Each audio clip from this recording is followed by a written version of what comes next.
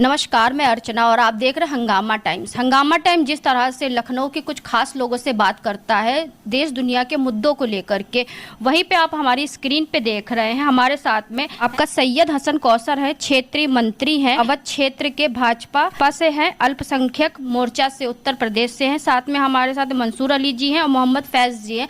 तो उनसे हम बात करने के लिए आए हैं आपका वक्फ बोर्ड संशोधन बिल को लेकर के, कि वक्फ संशोधन बिल जब से आपका 8 अप्रैल से आया है उस पे जो है विवाद दिन प्रतिदिन बढ़ रहा है, शांत होने का नाम नहीं ले रहा है। तो हमारे साथ में सैयद हसन कौसर जी जुड़ रहे हैं, तो उनसे हमारा पहला सवाल रहेगा कि सर आखिर ये वक्फ है क्या और इसका मतलब क्या होता है? देखिए, वक्फ जो है वो जो समाज के लोग होते हैं वो अपने समुदाय के लिए, समाज के लिए अपनी संपत्ति, जो उनकी अपनी निजी संपत्ति होती है, उस संपत्ति को ईश्वर के नाम पर, अल्लाह के नाम पर, या अल्लाह के द्वारा भेजे गए पैगंबर साहब जो रसूल हैं हज़रत मोहम्मद साहब, उनके नाम पर या उनके ख़ानदान के नाम पर, जो करबला में जैसे हज़रत मोहम्मद की शहादत हुई, इस तरीके के जो लोग हैं उनके नाम पर इन संपत्तियों को समाज के लिए दान कर देते हैं। जो दान करते हैं उसमें लिखित तौर पर होता है कि ये संपत्ति मैंने अपने समाज के लिए दान की है, जिसको समाज के लिए अच्छे तरीके से इस्तेमाल किया जाएगा। या कोई धार्मिक स्थल बनाने के लिए लिखा जाता है तो वो होता है कि धार्मिक स्थल इस पर बनाया जाएगा। तो समाज के लोगों के लिए अल्लाह के नाम पर कोई चीज़ दान कर देने को वक्फ कहा जाता है। अच्छा सर, तो बहुत से लोगों को इसका मतलब भी नहीं पता, लेकिन इस पे लोग विवाद कर रहे हैं और इसको बदलने के लिए कह रहे हैं। इस पे क्या कहेंगे आप? देखिए, कोई आदमी अगर अपनी इच्छा से अपने समुदाय के लिए किसी चीज़ को दान कर रहा है तो उसको नहीं रोका जा सकता है। आपने देखा कि अभी कोविड आया, कोविड के बाद में जो है तो दूसरे मुल्कों में जैसे जो है तो आप देखती हैं, या हमारे मुल्क में किसी तरीके की कोई दिक्कत आ जाती है, बाढ़ आ जाती है, तमाम परेशानियां होती हैं, तो उसके लिए समाज के लोग खड़े होते हैं और वो दान करते हैं। किसी के दान के ऊपर कोई प्रतिबंध नहीं लगाया जा सकता है कि वो दान नहीं कर सकता है। दान कर क्यों किया है ये देखना होता है, और दान करने के लिए अगर कोई आदमी मना कर रहा है तो गलत है। भाई, दान को कैसे रोका जा सकता है? जो आदमी अपनी तरफ से दान कर रहा है, हर धर्म में इस चीज़ के लिए है कि दान करो। तो दान करने के लिए आदमी अगर पैसा या संपत्ति अपनी दान कर रहा है, दौलत दान कर रहा है, तो वो दान करना कोई गलत बात नहीं है और दान करना ज़रूरी है, इसको नहीं रोका जा सकता है। तो सर एक शब्द है जिसे कहते हैं वक्फ, तो ये कहाँ से आया? बहुत से लोगों को इसका मतलब भी नहीं पता है, लेकिन ये शब्द की उत्पत्ति कहाँ से हुई है? देखिए, ये जो दान और वक्फ जो आप कह रही हैं, वक्फ की शुरुआत हज़रत मोहम्मद साहब के नवासे करबला में हज़रत इमाम हुसैन अलैहिस्सलाम जब वहाँ पहुँचे हैं, क्योंकि रहने वाले तो मदीने के थे, लेकिन जब वो करबला पहुँचे तो करबला पहुँचने के बाद वहाँ पर उन्होंने एक संपत्ति परचेज़ की, जहाँ उन्हें मालूम था कि हमारी यहाँ के ऊपर जंग होने वाली है यजीद से, और यजीद से जंग होने के बाद मैं शहादत पेश करूँगा, क़ुरबानी पेश करूँगा। उस क़ुरबानी के लिए उन्होंने वो एक संपत्ति ख़रीदी, और संपत्ति ख़रीदने के बाद जिन लोगों से ख़रीदी थी उनसे ये कहा कि जब हम यहाँ पर शहीद हो जाएं तो इसी जगह पर हमें दफन कर देना, और ये संपत्ति हम तुमको वापस वक्फ कर रहे हैं। वक्फ जो कर रहे हैं उसमें यह है कि हमारी क़ब्रों की हिफाजत जो है तो रखना, उसकी देख रेख रखना, संपत्ति के मालिक तुम ही रहोगे। तो वक्फ की जो शुरुआत हुई वो करबला में हज़रत इमाम हुसैन अलैहिस्सलाम के माध्यम से हुई है, और उसके बाद जगह जगह लोगों ने अल्लाह के नाम पर, मोहम्मद साहब के नाम पर या रसूल के नाम पर, इस तरीके से इमाम हुसैन अलैहिस्सलाम के नाम पर या और इमामों के नाम पर जो अल्लाह की तरफ से अवतार आए हैं, जो अल्लाह की तरफ से जो है तो पैगंबर आए हैं, इमाम आए हैं, उनके नाम पर दान किया, जिसे वक्फ कहते हैं। ये दान है जिस दान को समाज के लिए किया गया है। तो आखिर वक्फ पर जो बिल आया है और जो बिल बना है तो वो कितना ज़रूरी था इसको बनाना? देखिए, वक्फ संशोधन बिल जो आया है सरकार की तरफ से, तो सरकार के पास जो सच्चाई थी वो उनके पास पहुंची। लोगों ने अपने माध्यम से यहाँ से पत्र लिखे हैं, तमाम ऑब्जेक्शंस जो हैं तो यहाँ से किए हैं। इसलिए किए हैं क्योंकि समाज के लिए जो संपत्ति दान की गई, वक्फ की गई, उस संपत्ति को लेके लोग अपने आप फ़ायदा उठा रहे हैं। होता क्या है कि आपने कोई संपत्ति दान की कि हमारा समाज इससे फ़ायदा पहुँचाए, और उस जगह के ऊपर एक धार्मिक स्थल बनाया गया। उस धार्मिक स्थल पर एक मुतवल्ली बनाया गया।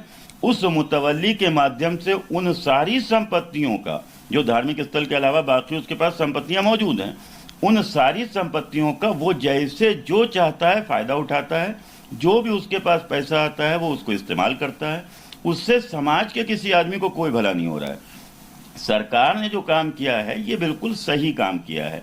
इसलिए सही काम किया है कि समाज के लिए अगर वहाँ पर स्कूल बना दिए जाएं, समाज के लिए अगर वहाँ के ऊपर हॉस्पिटल बना दिए जाएं, उनको वहाँ से निःशुल्क या जो है तो जिस तरीके से कम पैसे में हो सकता है उनकी मदद की जाए, तो ये समाज के काम आएगा।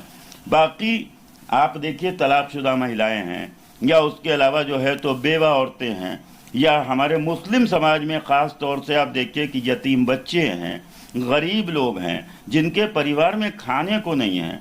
क्या हमारे बुज़ुर्गों ने, क्या हमसे पहले जो हमारे जो हैं तो लोग दुनिया से चले गए हैं, उन्होंने इसीलिए वक्फ किया था कि ये वक्फ का फ़ायदा सिर्फ और सिर्फ एक आदमी ही वक्फ से उठाए। समाज के सभी लोगों के लिए किया गया है, और जो समाज के सभी लोगों के लिए किया गया है उसमें समाज को फ़ायदा पहुंचाने के लिए सरकार की तरफ से ये जो है तो संशोधन बिल लाया गया है। तो ये अच्छा है। जो लोग इसके ऊपर बेवजह के लिए एतराज़ जता रहे हैं वो वही लोग हैं जिनको वहाँ से संपत्तियों से कुछ फ़ायदा हो रहा है। वो अपने फ़ायदे को छीन ना जाए, सरकार के माध्यम से हमारा जो है तो वक्फ की संपत्तियाँ जो हैं तो छिन जाएंगी तो हम कैसे कमाएंगे, इसलिए वो लोगों को बहका रहे हैं। इसलिए वो लोगों से कह रहे हैं कि आपके कब्रिस्तान तोड़ दिए जाएंगे, आपकी मस्जिदें तोड़ दी जाएंगी, आपकी करबलाएं तोड़ दी जाएंगी। ये पब्लिक को खाली गुमराह किया जा रहा है ताकि वो भीड़ की शक्ल में बाहर आ जाएं और उनकी भीड़ को दिखा के हम देश का माहौल ख़राब करें, और देश का माहौल ख़राब करके लोगों को नुकसान पहुंचवा के किसी सूरत से इस बिल को रोक लें, ताकि हमारे पास जो माल आ रहा है, जो पैसा आ रहा है, जिस दौलत को हम कमा रहे हैं वहाँ से, वो हमारे हाथ से छीनने ना पाए।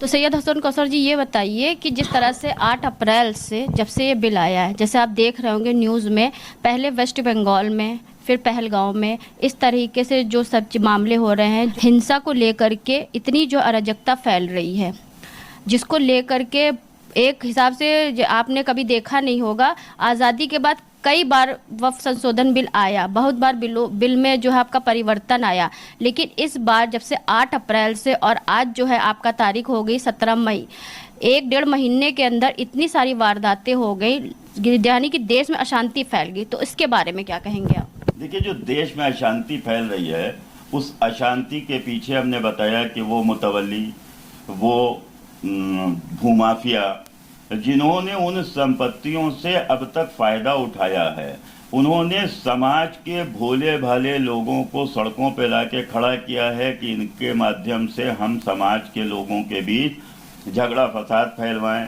कहीं जो है तो आगजनी हो रही है, कहीं के ऊपर घर लूटा जा रहा है, किसी पर अत्याचार हो रहा है।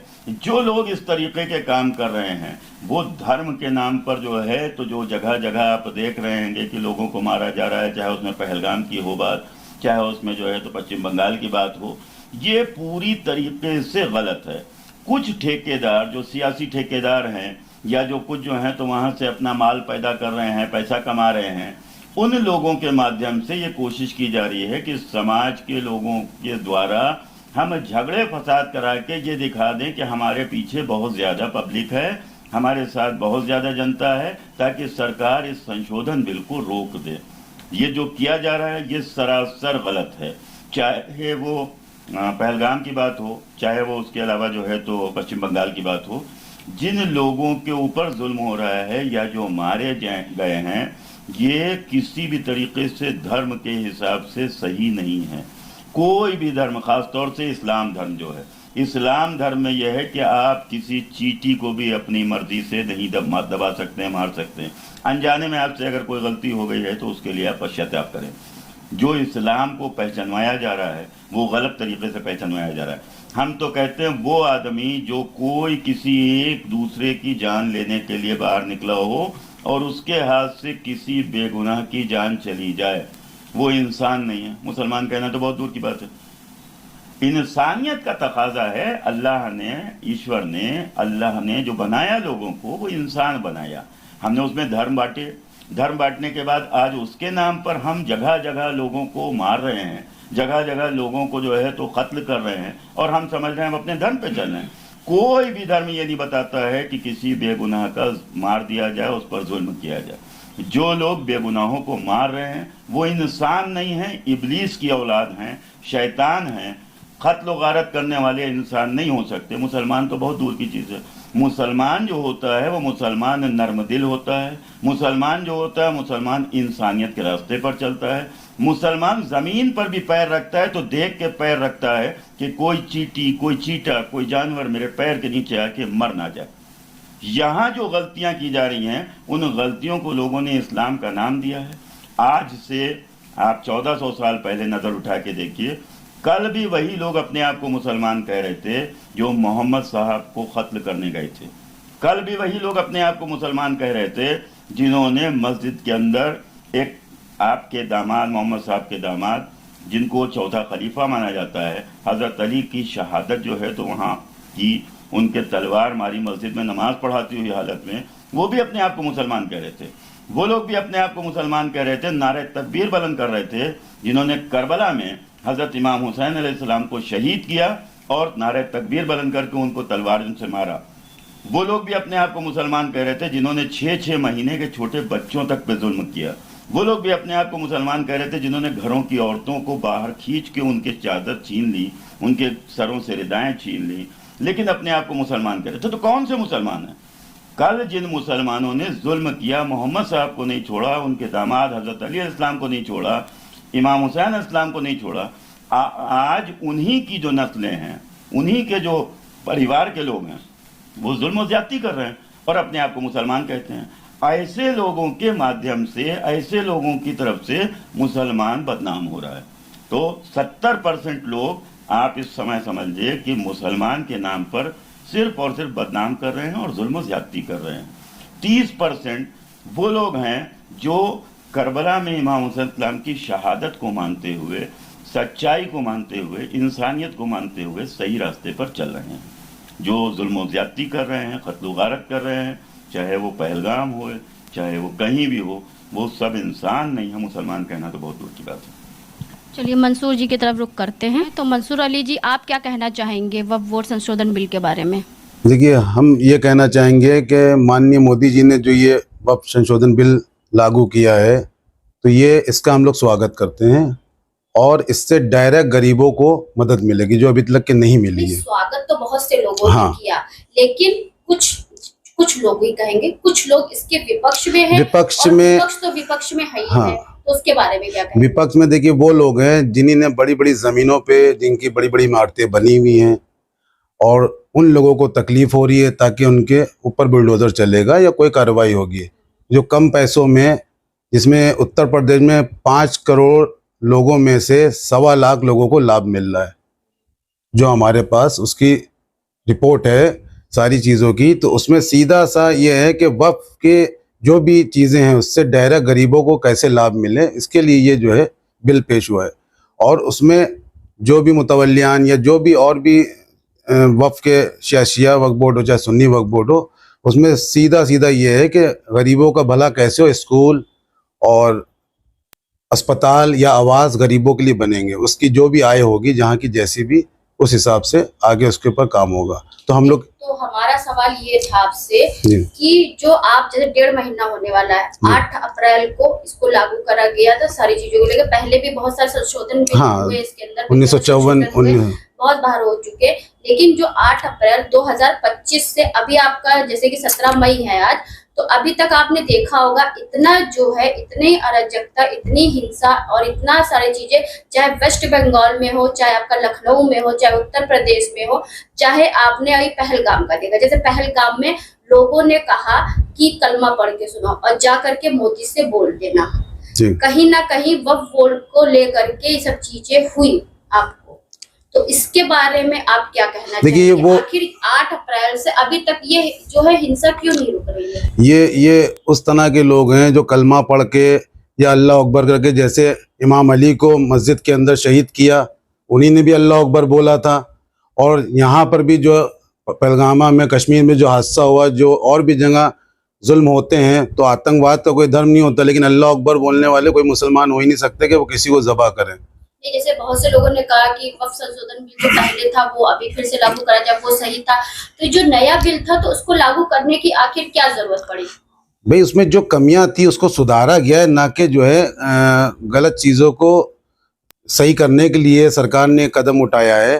तो उसमें सीधा सीधा गरीबों को फ़ायदा मिल रहा है, उन लोगों को तकलीफ हो रही है जिनके ऊपर ये हो रहा है कि नुकसान हो रहा है, जो बड़ी बड़ी चीज़ों पे, इमारत पे कब्जा किए हुए, एक रुपये उस पे लीज पे लिए हुए हैं।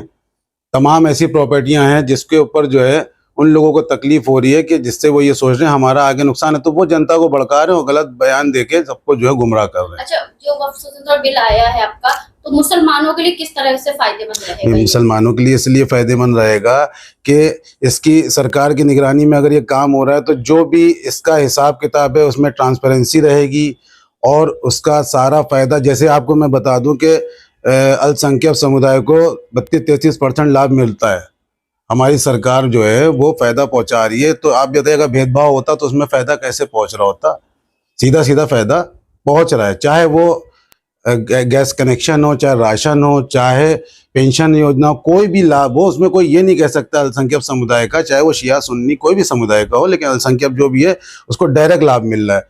तो वैसे ही सरकार चाहती है कि हम डायरेक्ट जो है, जो भी इसमें बेवा, यतीम बच्चे या जो भी जिनके पास रहने के लिए घर नहीं, उनको डायरेक्ट लाभ पहुंचाने की एक मुहिम चला रहे हैं इसमें। जो ये वक्फ संशोधन बिल को लाने की जो है सबसे ज़्यादा ज़रूरत तब पड़ी जब उन्होंने देख लिया कि वक्फ को लेकर जो है इतना ज़्यादा करप्शन फैलता जा रहा है। यहाँ उत्तर प्रदेश में 19 बीघा एक ज़मीन है जिसको 1 रुपये में बेच दिया गया, दूसरे के नाम रजिस्ट्री कर दी गई। वक्फ की संपत्ति थी। आप खुद ये सोच सकते हैं कि 19 बीघा की कीमत क्या 1 रुपये हो सकती है? किसी भी तरह से नहीं हो सकती।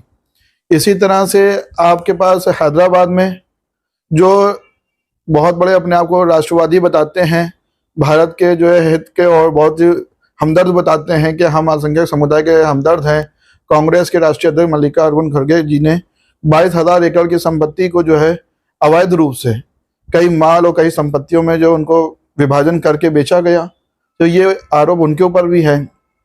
ऐसे ही रोशन रॉय जी भी हैं, इनके कांग्रेस के ही बड़े नेता हैं राष्ट्र लेवल पे। आप तो ये तो हिंदुओं की बात कर रहे हैं, बहुत से मुस्लिम ऐसे जो ओवैसी है वो भी इसके विपक्ष में है आपका। देखिए, ओवैसी जी अगर विपक्ष में है तो उनका भी एक रीजन यही है क्योंकि हैदराबाद के अंदर ओवैसी जी के पिताजी ने कई समय पहले जो है एक संपत्ति को बेचा था जिसके ऊपर एक मॉल वहां पर निर्माण हुआ और एक होटल निर्माण हुआ, और होटल की करोड़ों की आय जो आ रही है वो उनके परिवार के अंदर आ रही है और उसका पैसा वो लोग लाभ उठा रहे हैं, और उसका वो किराया जो वक्फ बोर्ड में जमा कर रहे हैं उसका मात्र रुपया 2500 रुपया है। और कोई भी संपत्ति का आप खुद सोचिए कि जिसकी जमीन 25,000 वर्ग फीट में बना हुआ होटल हो, उसकी क्या 2500 रुपये आय मंथली हो सकती है? तो ये इसलिए विपक्ष से जो है ये उंगली उठा रहे हैं। जहाँ पे जो है जो आपका जो उंगली जो उठाया जा रहा है वक्फ संशोधन बिल पर, तो मुसलमान पक्ष ही ज्यादा उठा रहा है। इस पे मुसलमानों को ही आगे करा जा रहा है। चाहे आपने वेस्ट बंगाल में देखा, वेस्ट बंगाल में जितना भी समुदाय उतरा, मुस्लिम समुदाय उतरा, इतने हिंदुओं को मार डाला गया। इस पे क्या कहेंगे आप? देखिए, जो जैसे वेस्ट बंगाल में आपने बताया कि जो मुस्लिम समुदाय को उतारा गया, मुस्लिम समुदाय के लोग ही विरोध कर रहे हैं। जो विरोध कर रहे हैं आप उसमें जो गरीब आदमी जो ठेला लगाकर केला बेच रहा है, सब्जी बेच रहा है, फल फ्रूट बेच रहा है, पान की गुमटी लगाए हुए गरीब आदमी है, आप उससे एक सवाल ये पूछिए क्या उसको वक्फ से फायदा हुआ? उससे फायदा नहीं, उसको नहीं हुआ। फायदा उनको हुआ जो अपनी खुद हैसियत बनाते चले गए, जो खुद कई जगह पर जो है मामलों में विपरीत थे।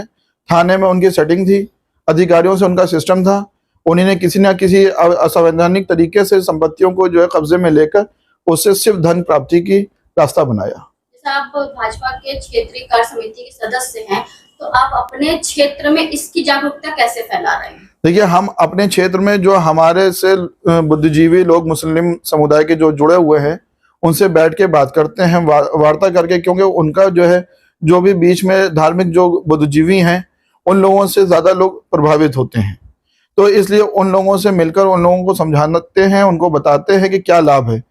यही जो है 2005 में सच्चर कमेटी बनी, 2006 में इसकी रिपोर्ट आई। उस समय जो है कांग्रेस की सत्ता थी, भाजपा की तो सरकार थी नहीं। तो 2006 की रिपोर्ट में यह हुआ कि जो है मुस्लिम समुदाय का हालत जो है दलित समुदाय से ज्यादा बदतर है। ऐसा क्यों है? और 2006 में ये रिपोर्ट लगाई गई और इसका रास्ता भी खुद जो है सच्चर कमेटी की रिपोर्ट ने इसका जो है खुद ही जवाब भी दिया कि इस कारण है। जब कारण भी बताया, उसका रास्ता भी बताया। 2006 के बाद 7.5 साल सरकार रही तो कांग्रेस पार्टी की सरकार ने क्या करा? उसके ऊपर कोई एक्शन लिया? उसमें कोई बदलाव करा? नहीं करा।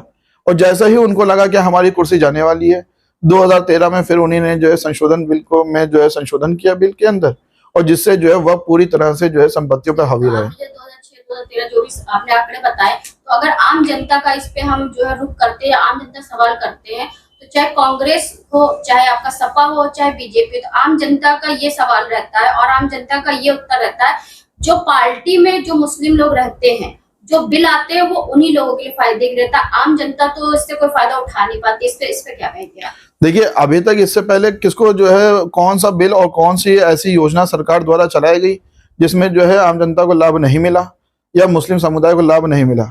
हमारा मुस्लिम समुदाय इस समय 15% है, लेकिन जो प्रधानमंत्री आवास योजना का जो है लाभ हुआ वो 33% हुआ। जो हमारा मुस्लिम समुदाय 15% है, 42% जो है उज्ज्वल योजना के तहत हमारी जो है माताओं बहनों को जो है गैस का जो है कनेक्शन मिला। हमारा ऐसे ही राशन कार्ड का योजना है, फ्री राशन मिल रहा है, तो जैसे राम को मिल रहा है वैसे ही रहीम को मिल रहा है। तो कोई ये नहीं कह सकता है कि जो सलमान को मिला और सुशील को नहीं मिला। इस तरह से कोई सिर्फ विपक्ष इसको भड़का रहा है, क्योंकि लगातार माननीय मोदी जी की सरकार, भारत सरकार जो है मुसलमानों और अल्पसंख्यक समुदाय के हित में लगातार काम कर रही है, जिसकी वजह से ये बौखलाए हुए हैं कि इनकी वोट बैंकिंग के रास्ते सब बंद हो रहे हैं। सैयद हसन कौसर जी, ये बताइए, जैसे कि आम जनता को वक्फ वोट संशोधन बिल जो 2025 आया है उसकी जागरूकता के लिए आपका अल्पसंख्यक मोर्चा किस तरह से कार्य कर रहा है? देखिए, अल्पसंख्यक मोर्चा अपने समाज के लोगों के बीच बैठ के उनको बता रहा है कि ये वक्फ संशोधन बिल जो आया है ये आपको फ़ायदा देने के लिए आया है। इसमें आपको बिला वजह गुमराह किया जा रहा है दूसरे लोगों के माध्यम से, जो लोग चाह रहे हैं कि हमारी दादागिरी, हमारी तानाशाही, हमारी भूमाफियाई छीन ना जाए। उन लोगों के ज़रिए आपको मज़हब के नाम पर गुमराह किया जा रहा है कि आपके बुज़ुर्गों की ख़बरें खोद दी जाएंगी, आपकी दरगाहें तोड़ दी जाएंगी, आपकी मस्जिदें तोड़ दी जाएंगी। ये गलत है क्या? हम लोग जो काम कर रहे हैं उसमें अपने समाज के बीच बैठ के, ख़ास तौर से मुस्लिम समुदाय के बीच बैठ के हम लोग इस बात को बता रहे हैं कि वक्फ संशोधन बिल से तलाकशुदा महिलाओं को काम मिलेगा, वक्फ संशोधन बिल से बेवाओं को काम मिलेगा, वक्फ संशोधन बिल से गरीब बच्चों की शिक्षा उनको मिल जाएगी। इन्हीं जगहों के ऊपर स्कूल वगैरह बना के हम लोग उस काम के लिए लगे हुए हैं काफ़ी टाइम से। वो उनको स्कूल की सुविधा मिल जाएगी, निःशुल्क उनको जो है तो शिक्षा दी जा सकेगी। इन्हीं माध्यम से हम जो हैं तो हॉस्पिटल वगैरह का इंतज़ाम कर लेंगे। हॉस्पिटल में जो है तो जो कम से कम बिल्कुल जो है तो नॉर्मल जो है तो मेडिकल कॉलेज में या सरकारी जो है तो हॉस्पिटल्स में जो है तो सुविधाएं हैं, हम उससे भी कम में चाह रहे हैं कि हम अपने समाज के लोगों को वो सुविधाएं उपलब्ध करा दें। समाज भोला भाला है, अगर समाज भोला ना होता तो आज हमारे पास विपक्ष ना होता। विपक्ष इसलिए हमारे पास है क्योंकि बहुत आसानी से गरीब, पिछड़े, कमज़ोर, मजबूर को गुमराह किया जाता है। आज जिस बात को अभी आप फैज साहब से कह रही थी और वो बता रहे थे, जो बिल आया है, इससे पहले भी बिल आए, 3 तलाक का बिल आया, बहुत विरोध हुआ। आप देखिए लोगों ने कितना विरोध किया, लेकिन उस 3 तलाक के बिल को पास कराने के लिए कितनी परेशानियां हुई। उन परेशानियों के बाद वो बिल पास हुआ।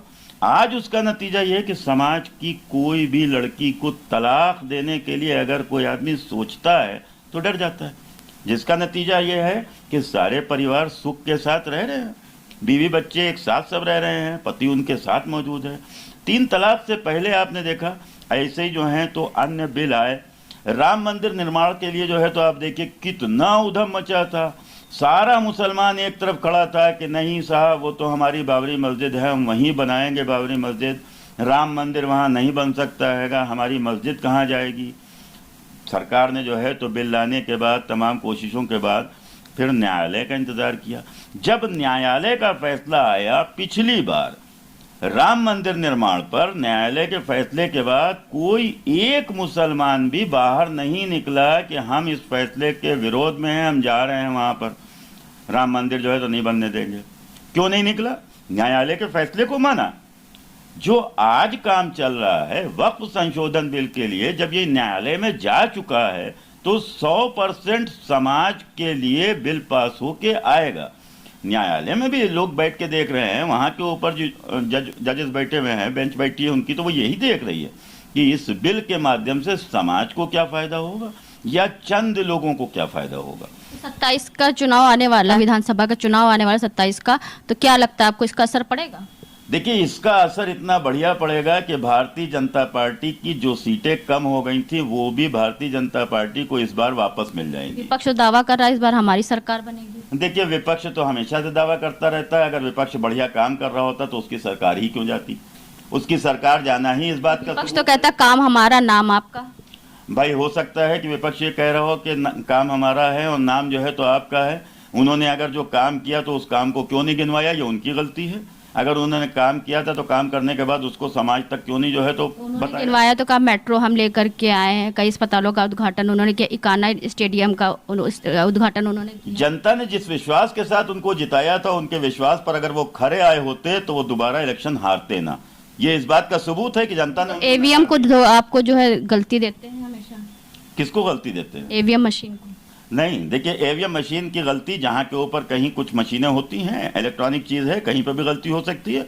तो कुछ हो सकता है कि एक आधी मशीन कहीं पर ऐसी देखी गई हो जिसमें जो है तो कुछ गड़बड़ बता रहा हो, लेकिन ईवीएम से जो चुनाव हो रहा है उस चुनाव के माध्यम से लोगों को वहां भी गुमराह किया जा रहा है कि ईवीएम के द्वारा बेईमानी हो रही है, ईवीएम के द्वारा गलती हो रही है। इससे पहले भी तो चुनाव हो रहे थे। यानी कि 27 का दावा है आपका, बीजेपी सरकार फिर से आएगी? बिल्कुल आएगी। बीजेपी सरकार 27 में भी आएगी, 29 में भी आएगी। इस सरकार को उस वक्त तक आती रहेगी जब तक ये समाज को फायदा देती रहेगी और समाज को फायदा देने का काम करती रहेगी। विपक्ष चीखता रहे, चिल्लाता रहे, कुछ नहीं होना।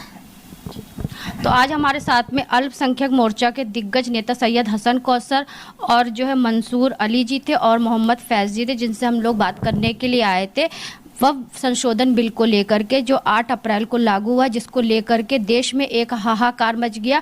आपका उत्तर प्रदेश से लेकर वेस्ट बंगाल तक, वेस्ट बंगाल से लेकर जम्मू कश्मीर के पहलगाम में जिस तरह से आतंकी हमला हुआ, उसके बाद ये बवाल थम नहीं रहा है। तो उसी को लेकर के हम आए थे सैयद हसन कौसर और उनकी टीम से बात करने। तो इसी के साथ मैं अर्चना आपसे जानना चाहूँगी। धन्यवाद, बने रहिएगा हंगामा टाइम न्यूज़ के साथ में। ऐसे ही चर्चित मुद्दों पर हम बात करते रहेंगे और लखनऊ की खास शख्सियतों से आपसे रूबरू करवाते रहेंगे। हंगामा टाइम्स की तमाम खबरों को देखने के लिए हंगामा टाइम्स को सब्सक्राइब कर लीजिए और बेल आइकन दबा लीजिए। अगर आपको ये वीडियो अच्छा लगा हो तो लाइक बटन प्रेस कर अपनी प्रतिक्रिया हमारे कमेंट बॉक्स में देना मत भूलें।